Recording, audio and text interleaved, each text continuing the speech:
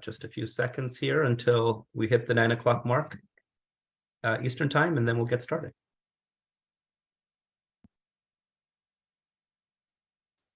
Okay, it's the top of the hour. Colleagues, welcome to the December session of the Global Coalition to Address Synthetic Drug Threats.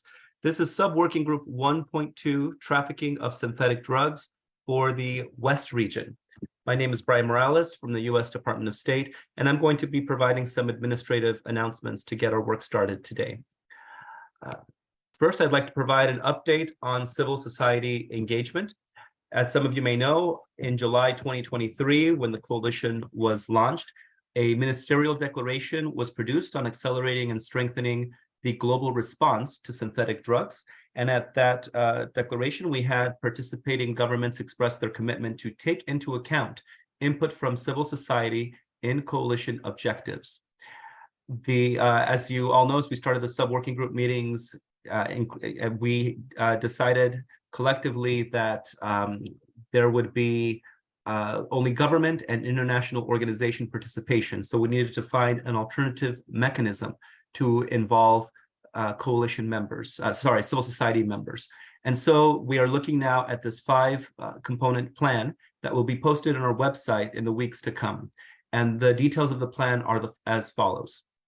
First, we are going to encourage you all to establish national dialogues with your civil society organizations beginning in the month of January. The United States, leading by example, will, through the White House Office of National Drug Control Policy, organize on the 27th of January a meeting of civil society representatives from across the United States, and we will be summarizing those discussions and posting them on the website. Secondly, we will be hosting a global civil society forum that will be actually organized and hosted by the Vienna NGO Committee in late January. That will bring together the global voices of civil society, and we hope to see a lot of representatives of governments also participating to hear those comments and remarks. Third, we will be inviting an exchange of experiences on the coalition website. So we'll be encouraging civil society organizations to provide us recordings and documents and other content that we can post as well to hear different recommendations for programs as well as policies. Fourth, we will be welcoming recommendations from civil society organizations on the coalition website as well. And finally, we'll be documenting achievements of civil society organizations that we will also be posting on the coalition website. Also, at the discretion of co-chairs, civil society representatives may be invited to present at specific sub-working group meetings. And we will, again, be doing that on a case-by-case basis at the discretion of co-chairs. My final announcement for today is that our Global Coalition website is up. It's globalcoalition.us.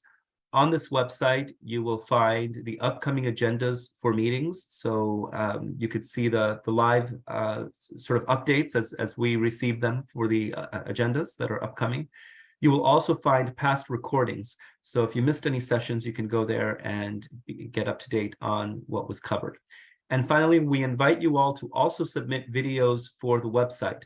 1 hour is not enough time for discussions. If you have additional content, if you'd like to give us a 15 or 20-minute presentation, we can upload your videos, your documents to the website on the topics that were covered or other topics that you would like to bring to the attention of the coalition participants.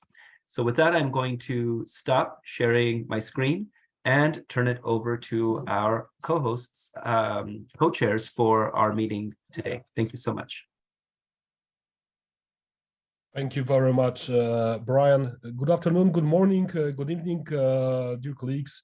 My name is Michał Aleksandrowicz. I'm the co-chair of the Sub-Working Group 1.2, together with my fellow colleague, George Pasiakos from the US HSI.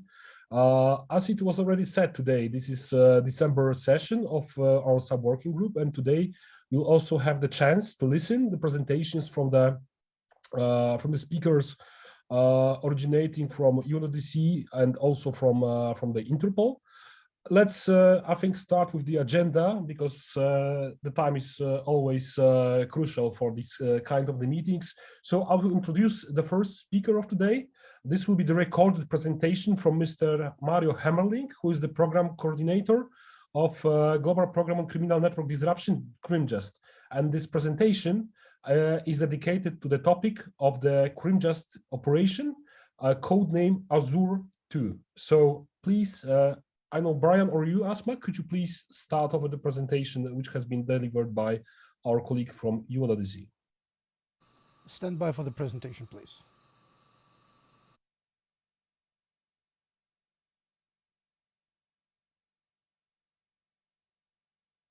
Good morning, everybody. My name is Mario Hemmerling and I'm the coordinator of the CRIMJUST Global Program. In 2021, UNODC, under the framework of the opioid strategy funded by INL, launched Operation Azure, a global operation across 12 countries from Latin America, the Caribbean and West Africa, to equip law enforcement and criminal justice agencies with tools, training, expertise and practice to detect, investigate, prosecute and adjudicate synthetic opioid cases.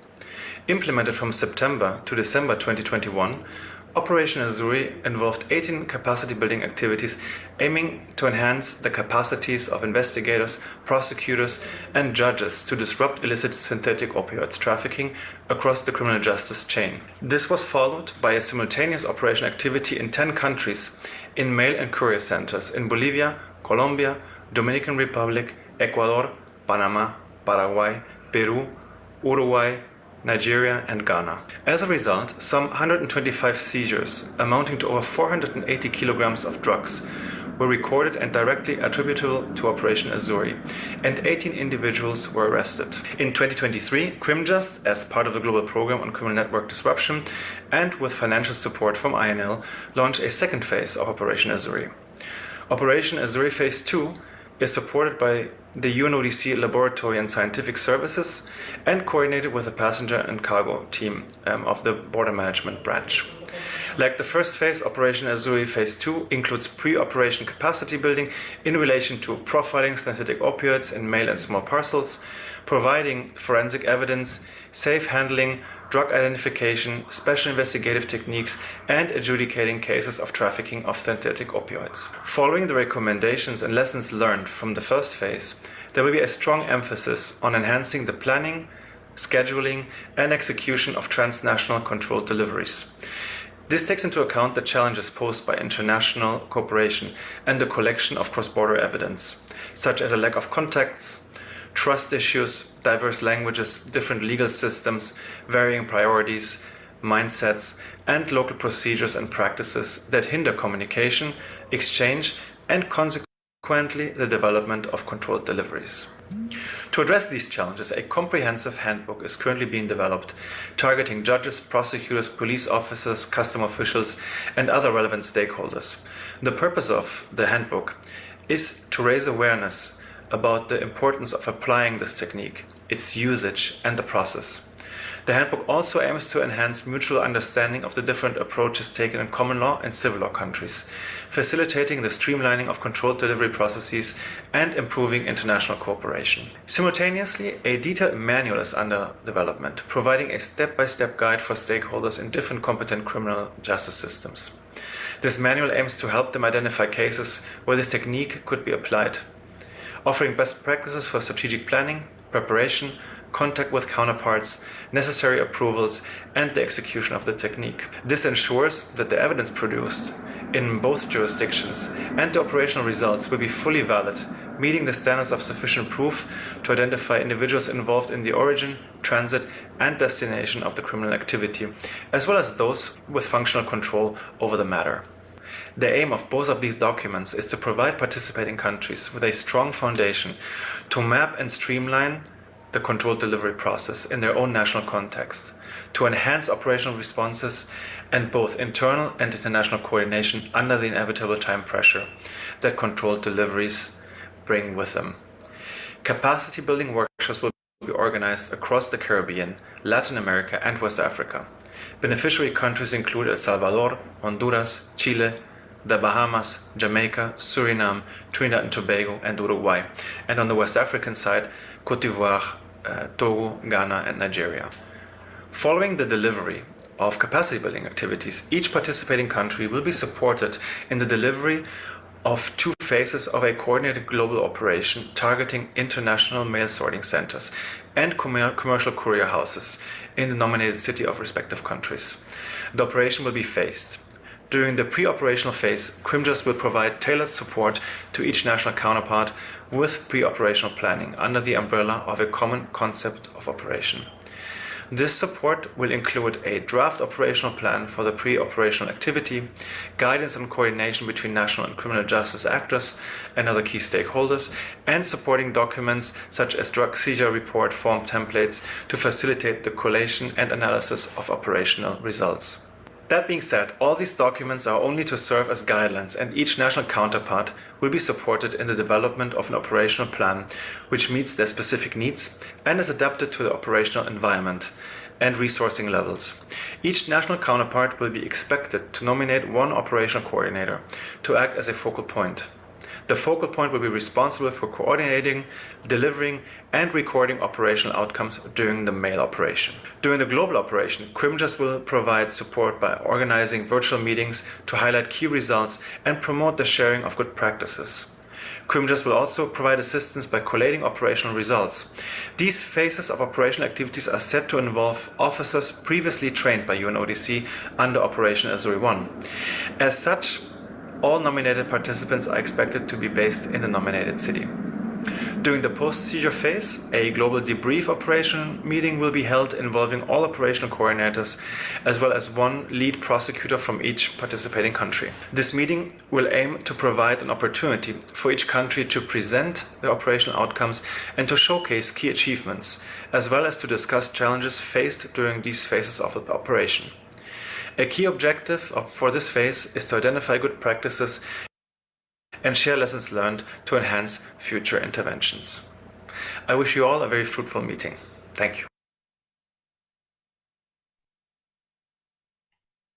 Thank you very much for this recording. Indeed, the Operation Azure was a great success.